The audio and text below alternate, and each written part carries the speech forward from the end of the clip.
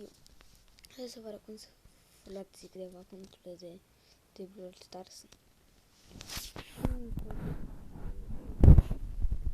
Luat. Dați pe download. Apătați din nou pe download și să apare aici să descărcați. Aici scrie fake Brawl. Uitați-vă că chiar realul.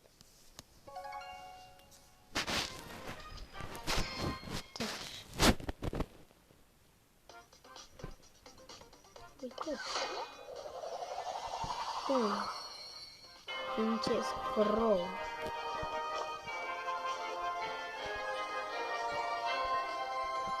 Da, puteți să luați și brawlerii ăștia.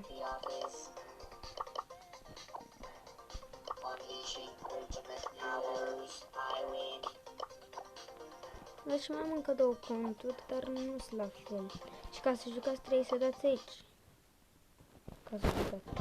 Uite, să vă arăt că sunt toate bune, o să joc în fiecare parte câte unul. Și dacă o să vă arăt altceva, vă arăt eu acum că nu uitați să strângem 20.000 de like-uri dacă putem, că n-am strâns niciodată 20.000 de like-uri. Uitați, fraților, ce skin. Îl vedeți? Da, și uitați că ce brawler are. Mi-a venit să cred, frate. Let's go. L-are pe... Do not run away. Pe ăsta nu l-avea. Danger, danger. For the win.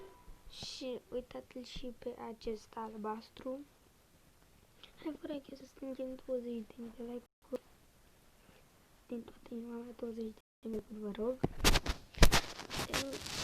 Trebuie să vă arăt pe scurt mai multe despre jocurile astea.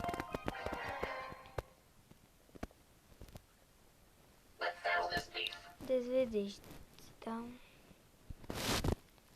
Acela brawler sunt normali. Time to brawl. We can do this. Uitați, fraților, ce skin-uri o să se lanseze. See ya. Acesta. Let's go. Acesta o să fie cel mai bun skin. We Vă can zic do că this. acesta o să fie cel mai bun skin pe Leon. Și o să mai se lanseze pe Spike. Sunteți gata?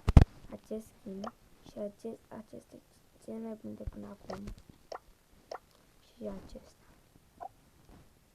Pe tare nu o să se lanseze atât de multe, dar astea două sunt par cele mai bune. Și acum hai să vă arăt cum se descarcă. Am zis, intrați pe Google, scrieți aici, dați pe prima, dați download și atunci înțelegeți. Și noi ne auzim data viitoare. Pa, pa!